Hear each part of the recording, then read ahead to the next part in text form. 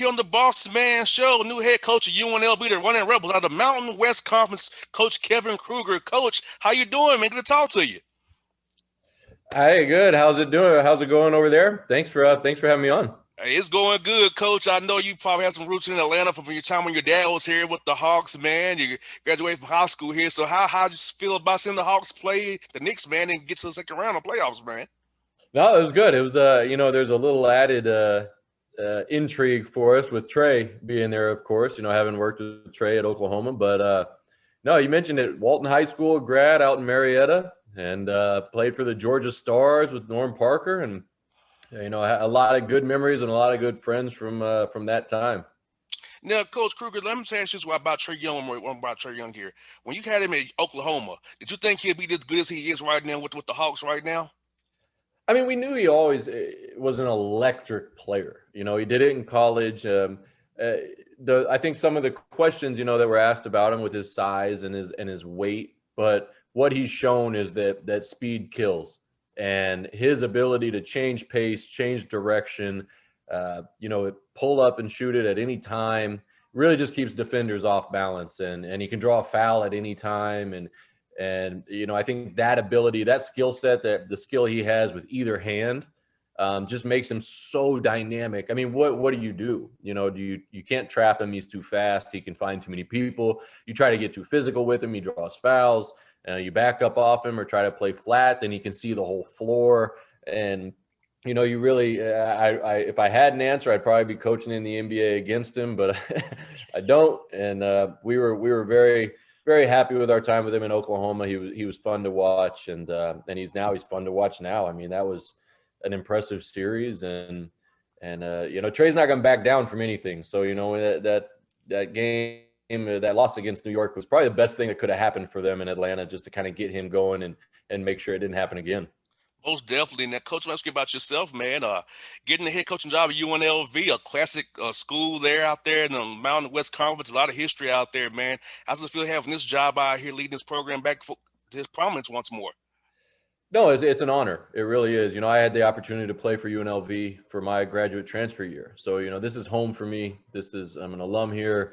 It's just got an extra level of special to it. So, going in every day, just couldn't be more excited and happier. Life's pretty good right now. We got a young family, and we love the city. We love the people that we're around. And so, we're going to try even that much harder to make it work, so we don't have to go anywhere. And how cool is to have an administration that has your back from day one? You're aligned, the symmetry's there, because without that, you can't really win. A lot of people don't understand is you win with administrations, more so than X and O's, having to support the resources, all that goes hand in hand and winning on the court every night when fans come out and cheer for you. No, absolutely. I mean, the resources and the support here at UNLV are as good as anywhere. We've got an unbelievable practice facility, 2 full-length courts, weights, training room, all right there in the same location, connected to the Thomas and Mack where we play our home games.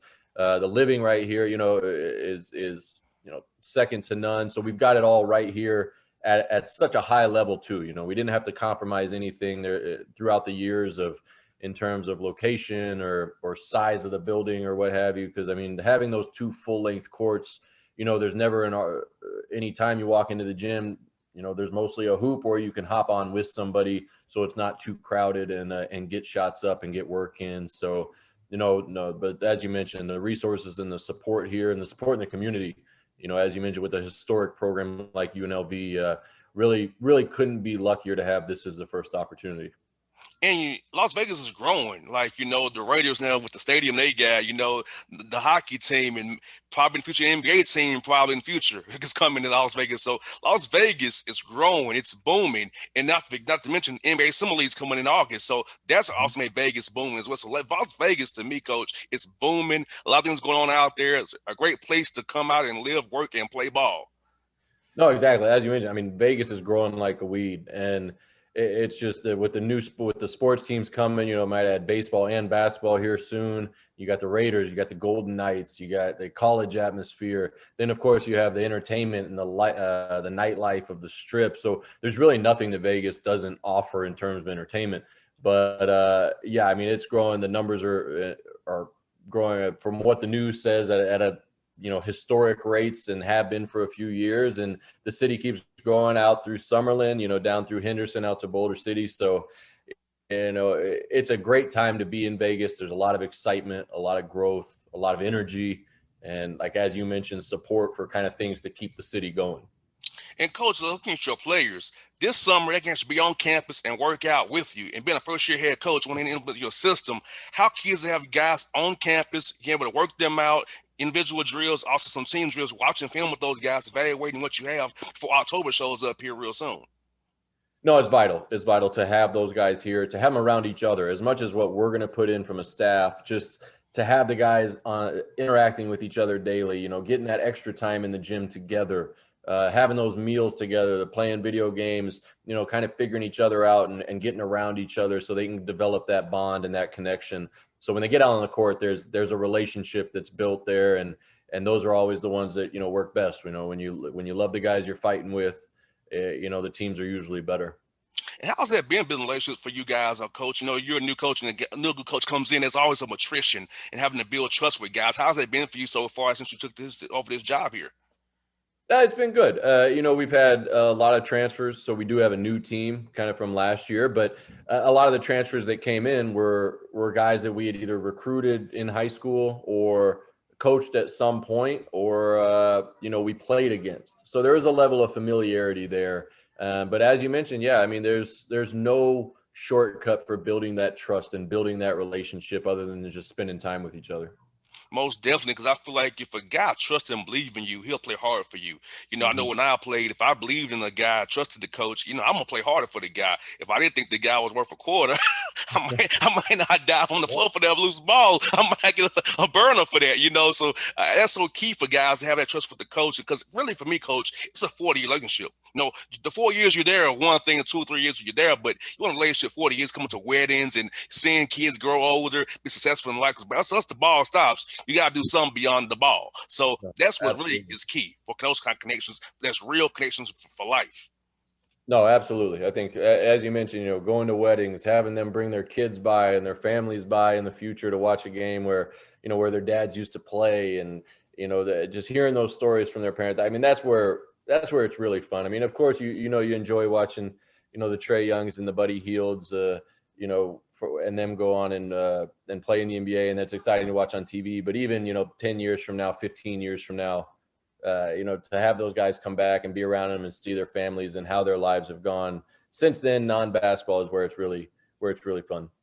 And how is for you, coach, the transfer portal change how you get players now? Because now you can talk to the guys directly now without having to go through intermediate like the AAU coach or JUCO guy. You can talk to them right away. So how's that going to change recruiting for you guys going forward? Also, when you've been a national brand anyway, you can get guys from all over the country come to UNLV because it's a national brand. Yeah, I think there's a little bit of a combination of both, as you mentioned. The COVID also changed that a little bit because we weren't able to have visits, which that's why we really relied on the relationships we had built through the recruiting process. We have Donovan Williams, for example, who we recruited when I was at Oklahoma. And so we knew him a little bit as a person, as a kid.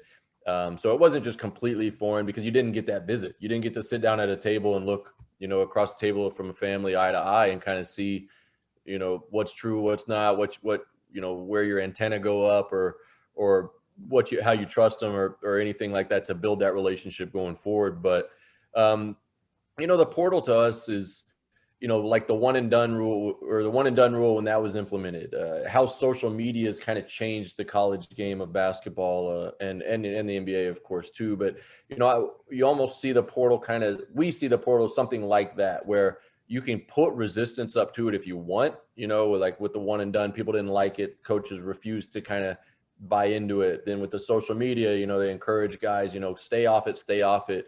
And until eventually it just took over. And then now with the portal, I think if you're resistant to it, I think you're behind. And that's why we have taken the approach that this is just the way the game's going to be, at least for the next handful of years. So we want to embrace it and try to use it to our advantage as much as possible. And hopefully we're out ahead of it, and instead of kind of looking back saying we wish. Most definitely. And the Mountain West is a tough league, coach, from top to bottom, man. There's no easy nights. Tell us about the league, man. So how's it grown since you was in that league when you played out there? Yeah, I mean the Mountain West is a very tough, respected league. You know you're going to be in a fight when you play a Mountain West team, and especially when conference rolls around. There was a little realignment since I played. When I played, BYU was probably our main kind of rival there for a couple years, and then they obviously went West Coast Conference and independent for football.